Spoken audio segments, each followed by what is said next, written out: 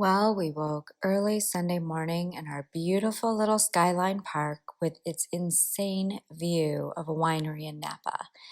We attended a workshop in encaustic collage through Craft Napa. Teresa, definitely you can tell, has been playing around with wax for a few weeks. It totally shows. Her pieces are so ethereal and beautiful. As for me, my very first time working with encaustic wax, well, I learned how to paint and smooth wax over a surface, and I put together some whimsical images to create a few funky little pieces. Not my masterpieces, but you know what? Mermaids and fish were coming out of me at that point, so I'm just going to go with it. It's fine. Woke the next morning and decided, hey, let's explore the Skyline Park. I mean, we love what we've seen of it so far. We came upon this Martha Walker garden, and it was so beautiful and just kind of like a little secret garden there in the park. It talked about Napa Valley's Native Americans, the Wapo tribe, and all these different plants and their uses for them. Here's the white sage, which I harvested a few little dry leaves from to go with our funky little cocktails with the one souvenir I got from Napa Valley, which are these bitters from the Napa Valley Distillery, a really, really cool shop in the Oxbow Market. But this park was incredible. It had these great sequoia trees, information about those, the valley oaks, which I describe as Dr. Seuss trees. They just seem alive because of the moss that grows on them. Moss was everywhere. This little black squirrel was so sweet. I got a great picture of him. Um, but yeah, the moss was just crazy. It was on every stone, every bench, every brick, every bridge. It was really, really incredible. And here I am just taking a little peek at the Airstream above us. So right below that is where we were and where we were to see the stream and the duck pond and the trees in the garden that we walked. It was really, really awesome. But unfortunately, Teresa and my time came to an end together. We had to get her back to the Sacramento airport so she could get back to her life in Denver. Bye, Teresa. I will miss you terribly. And we are amazing traveling partners, and I know we're going to do this again. So back to Skyline for me, and was great because it was going to rain the next day, and I had that whole day to just sit inside, do some artwork, listen to the rain on the aluminum. That night, the frogs were crazy. I don't know if it was because of the rain, but here I took the big risk, opened my door at like 4 o'clock in the morning and captured their sounds for you. Let's see if you can hear them. I don't know if this is gonna work. This is what it looks like. This looks really scary, actually, in this video. Can you guys hear these frogs? Perhaps if I stop talking.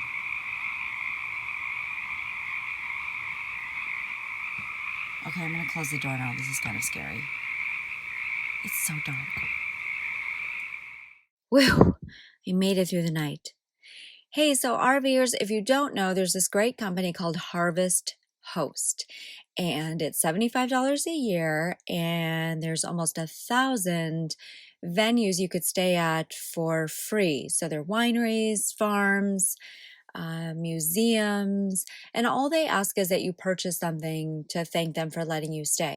I have no idea what I'm about to get into, but it's exciting to know that you've got a place to stay. You just have no idea how or where they're going to want you to park. So follow along with me in the next few days. I'll share with you my unexpected journey. Here it goes. My first stop, Mayo Family Winery, was wonderful. They are very easy to get to. They're in Glen Ellen, California, just near Sonoma. And Rich came out and welcomed me immediately and said, hey, just back right up here and nestle in the winery. And I was able to kind of sleep within the vines that they produce their wines from. So that was super cool. I got into the place. It's beautiful. And there's Heather, and she gave generous pours, and I got to taste gosh, I mean, maybe 10 different wines and about a couple of bottles. And it was a very peaceful, restful stay. The next night, I planned on staying at Six Sigma Ranch in Lower Lake. But before that, a long awaited pit stop at Claypool Cellars. If you're familiar with Primus, you know that Les Claypool is the clever bassist and witty vocalist. But what you may not know is that he and his wife Cheney have a winery and tasting room. Claypool Cellars was cozy and inviting, and I got to sit with my new friend Dave for a spell and taste many of their wines, starting with their delicious champagne.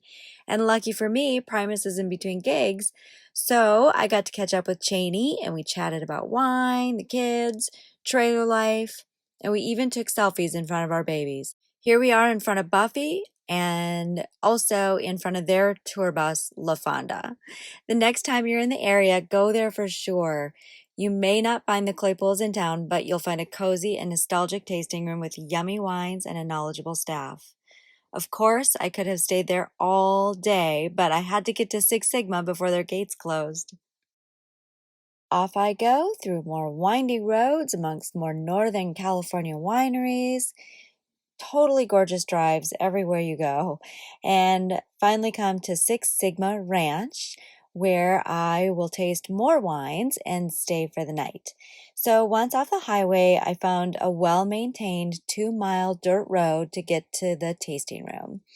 And when I got there, I was warmly greeted by my wine expert, Mr. T, and then Kai, who's the proprietor of the winery. He was such a neat guy from Denmark who came here, I believe he said in the 80s with GE. He started to explain the Six Sigma math theory and how it went into developing his wine.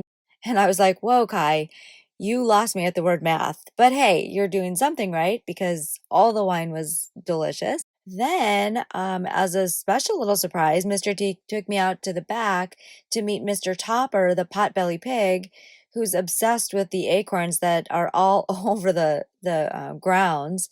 And I got to feed him. So here's a little snippet of me and Mr. Topper. Here, buddy. Wait.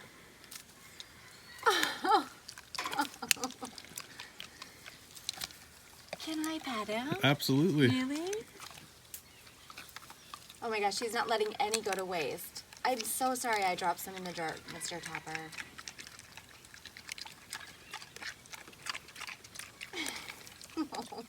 Then, as you can see just beyond Mr. Topper, is a goat standing on front of his house. So, of course, I'm like, okay, I've got to see these goats up closer.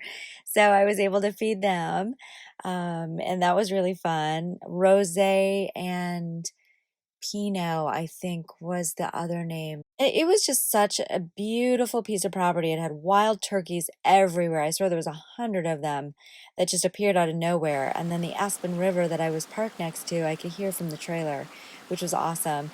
And this little army Jeep thingy, they take people out on tours. So I definitely recommend visiting this winery as a Harvest Host member or even as not. So check them out on online and plan a visit while you're here in Northern California. It's really great. And yeah, I mean I am loving traveling like this. You know, I had no idea when I woke up this morning that I would have the opportunity to chat with Cheney and sip a new formula of C-pop with Les Claypool and feed acorns to a pot-belly pig named Mr. Topper. I mean, needless to say, I had some pretty wild, vivid dreams that night. That was a crazy fun day. The next morning, I was able to sit out on the front porch of Six Sigma and have some coffee and chatted and said goodbyes to this lovely group of people. And I made my way up to Stonehouse Cellars in Clear Lake Oaks. This is a new winery, which is also a bed and breakfast. It has stunning views and an enormous comfortable room where you can sit and visit and work. Their patio is really beautiful too. But here's the deal. The road to get up there is straight up scary pulling a trailer. As I'm driving up there, obviously, I'm at the point of no return. I had no idea what I would have done if someone was trying to come down at the same time. I got up there and I was greeted very warmly by Mike. I had a lovely tasting experience. Don't get me wrong, it's a beautiful place, but I spent the night pretty stressed out about how I was going to get back down that hill. I wouldn't highly recommend this place as a Harvest Host member pulling a trailer, just keeping it real. Not only that, there's no cell or Wi-Fi service on the hill where they have you park. It's beautiful. I mean, look at where my trailer is. It's great, and I love this picture. I loved saying that I was there, but I would not pull a trailer back up to that place again. No way. Because without that Wi-Fi, that means I had no GPS help until you get to the main road. It was like before 7 o'clock. I was like, I am not taking any chances. I don't want anyone else coming up this hill. I'm going at daybreak. And that's just what I did. I got the trailer ready and very slowly inched my way down this windy road. And of course, as most mornings seem to be this time of year here in Northern California, the fog was super thick and it was misting. So, I finally get to the main road, thank goodness, Highway 20, which was beautifully maintained. So I felt so good to get on that blacktop. And I still didn't have service there. So I had two choices, right or left. And thinking I'd pick up cell service at some point, I just decided to turn left and started the drive down the highway. And I drove 35 miles before I found service. And also found that I turned the wrong way. Crap. So I got some gas and an emergency bag of Doritos, a Red Bull, and back up the windy, rainy, foggy Highway 20 I went, only to find out that the highway that I wanted was only 2 miles away had I turned right. The bright side, I captured some beautiful, gorgeous sunrise photos, and I only drove 70 extra miles, so hey, what else am I going to do at 8 in the morning? But I finally came to Kelseyville and found Chase Water Winery, my last Harvest Host stop. And it is a winery and an olive mill. So I got there at like 9:30 in the morning. This precious girl, Dakota, came running out. She got me all hooked up to water and electric, and I was able to just decompress and rest and, get in there about 11 o'clock and met with Sherry and Tim and did this amazing wine and olive oil tasting. Such an awesome place. I highly recommend it. Such a good experience. Yeah, I even learned a new trick from Tim how to really open up a wine. It's called This is floating. the It's called floating. It's called what? Floating. Floating. Oh my God! Look at that. Gorge. Smell it. It made all the difference in the world when I tasted the wine. It just really opened it up and I got beautiful flavor out of it. So this was pretty cool. He knew his stuff and so did Sherry. So it was really great. But today I'm off to Mendocino where I am going to stay put for an entire week and really absorb that city. I cannot wait. But before that, I want to share with you this little crafty recycling project that I now use to store my threads and yarns while I travel. What I've been working on this week is a recycling project. So I don't have kits for this or anything. This is something I just want to show you that you could do too with fabrics that you have and these kinds of things like paper towel rolls, toilet paper rolls, and what these are yarn rolls. So novelty yarn would come on this.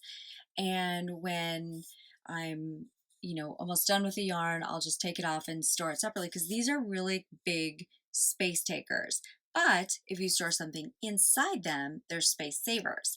So what I've done is I've taken a bunch of different sizes, wrapped them in fabric, and then I store the light colored yarn, thread, flosses, that kind of thing. So I've got access, really easy access to wool, cotton, silk in different colors, different textures, different sizes that I don't have to dig through plastic bins, which is really great. And so when I travel, I have Velcro this above my bed where I keep all my games and everything. And then when I'm working at my table here, I've got this long couch in front of the window where I can set it aside and it doesn't take up any room. And I don't know, I'm really excited about this little art piece. I love it. It's super functional. And so I want to show you how I created it. So all you do is you take the two, whatever size it is, it doesn't really matter. And honestly, this doesn't really matter too. I have a Frixion pen that I'm going to trace this on. This is just a piece of white printed fabric, wrong side up, and I'm going to trace around the cardboard tube. I'm going to cut out with a seam allowance, maybe a half of an inch.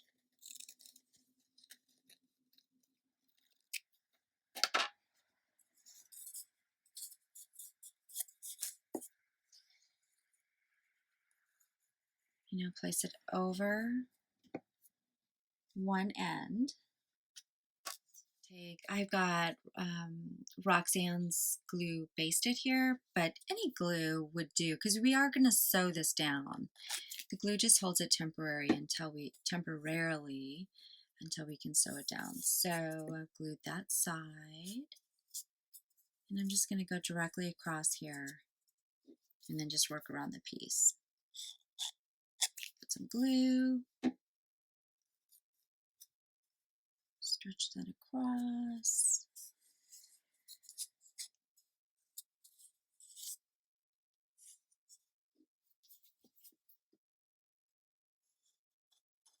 Okay, you get the idea. Just glue the sides down until it's getting tight. Okay, so I did a black and a white and a gray and a couple purples, and that will complete my set for me. So once you have the top, or I guess it's the bottom, glued on, then you're going to take a piece of fabric with, maybe a quarter to a half of an inch on this side, maybe a half, 3/4 of an inch on this side. So make sure you have extra on the short side. Wrap it and then cut it so that when you fold one end under, it'll cover that. Okay, and then on the one long side, what you're going to do is just fold the raw edge up, like I said, maybe a quarter of an inch. Just make sure it's even, whatever it is you decide. And then one short end, fold under as well. And you don't have to pin this or anything. We can deal with that when we get to it. But basically, all you're going to do this piece is pop a dab of glue, a generous amount to hold it. And of course, it's this is just a toilet paper roll. You can cut it in half. And if you're not a crafting person and you have absolutely no use for yarn, but you're an RVer, these could be really fun condiment holders. So you could do red for ketchup and orange for, like hot sauce, and yellow for mustard, that kind of thing. And then just hold them together and Velcro them to the wall. I'm always looking for those kinds of things.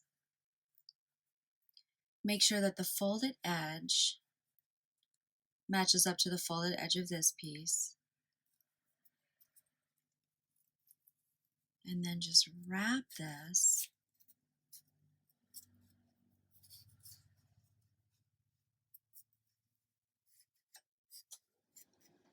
all the way around your folded piece here. Just glue that in place.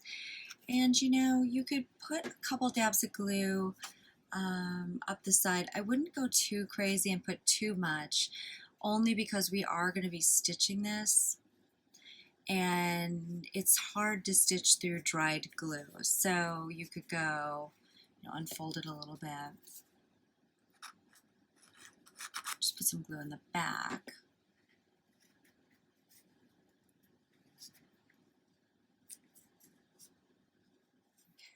Okay, so starting at the fold here, so that you can come all the way around and end up and then just stitch up the top. I've got a just regular sewing thread with a knot at the end. And then you can just kind of start. You see that?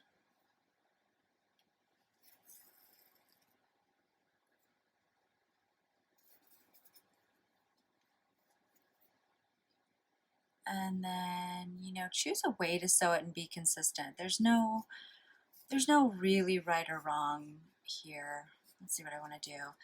I'm coming out the bottom piece, so I'm just going to pick up a piece of the wrap, and then maybe just go a little bit in. Make sure you're picking up a piece of the bottom, and come over that fold there.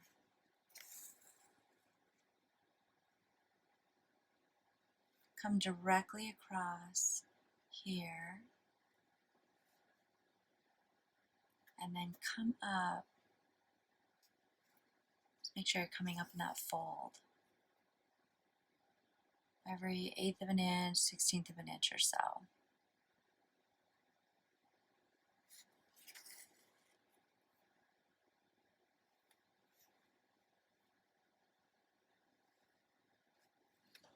And then when you get back to where the fold is, you're basically just going to stitch right up to the end. So go into the base of it, come out the fold.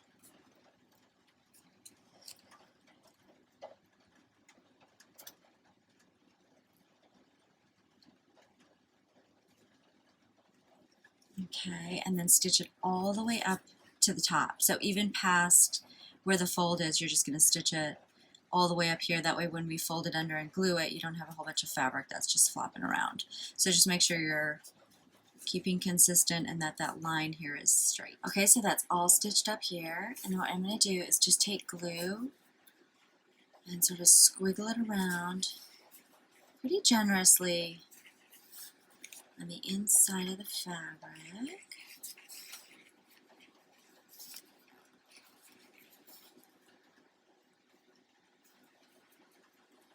All the way back around, and then just gently fold it in on two sides and just push it down into the piece. And really that's it to make the pod. Now the raw edge, I don't know, it's not a huge deal. It's glued in there and there's going to be a bunch of stuff in here, but to make it look a little bit neater, I take black 1/4 inch tape, or white, whatever you have, 1/4 inch quilter's tape, and I just put it around the inside of it like I've done here. You know, it just sort of hides that raw edge and gives it a look of consistency throughout the pods. So you could do that. I'll show you how to do that next. So right here, I don't know if you can hear it's raining. Oh my gosh, there's nothing I love more than when it's raining and I'm inside crafting away. It's the best. Raindrops on aluminum, fiberglass, whatever you have. I think it's just a beautiful sound. So take some of this tape, and just to see how much I need, I just kind of like that, and then just tape it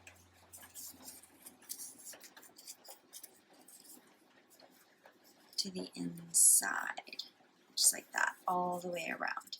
And then just how I stitched them together, size 8 pearl cotton, but you could use embroidery floss or some heavier string than floss, you know, a little bit of yarn or twine or whatever you got. And just run it up the side to hide the end. And the tops of all of these I kept flush. You know, you could do it the other way where you can put them down like this and maybe you'll have more room to put things in here. But the look of it, I just liked to keep all the tops all on the same level. Completely personal preference. Pick up a few threads at the top of the piece you're stitching it to and a few threads of the piece that you're holding in place.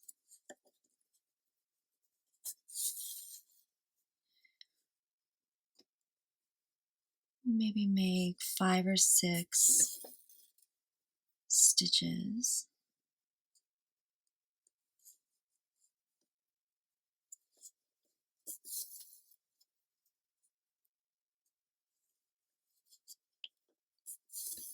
Just so you feel like it's secure. And then maybe come underneath them if you're coming out one side. And then just to make it a little bit more decorative, I put a bead going across the top. So, and then just go around this.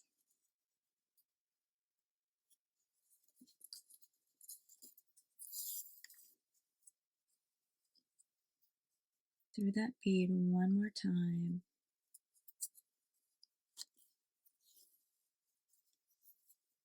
Under the stitches again. And then you can either knot and tie the thread here, which is a little easier because you've got some glue across the top here, or you can pass the needle through all of this and then start again. I'm finding it easier just to knot it.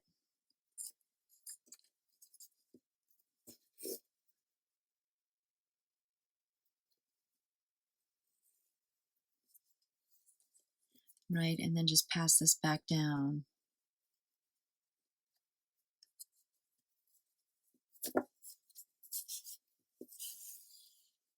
Clip it here, and then just start this again with a new thread and a new bead and a new join.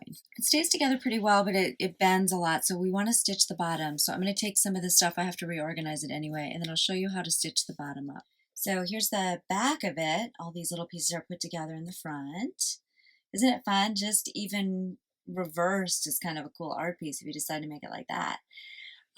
So all you're basically going to do is just take a thread, just a regular sewing thread, tie a knot in the back, and then just kind of tack it, you know, in a few places on the bottom, just so that it all holds together. These pieces that are sunk down, I don't worry about too much. This is going to be Velcroed to my wall for the most part, you know, while I'm not using it. So I'm not going to worry about spending too much time stitching these together, just wanting to tack them in a few places so that when I pick it up, when it's full and I'm using it, it kind of stays in a line.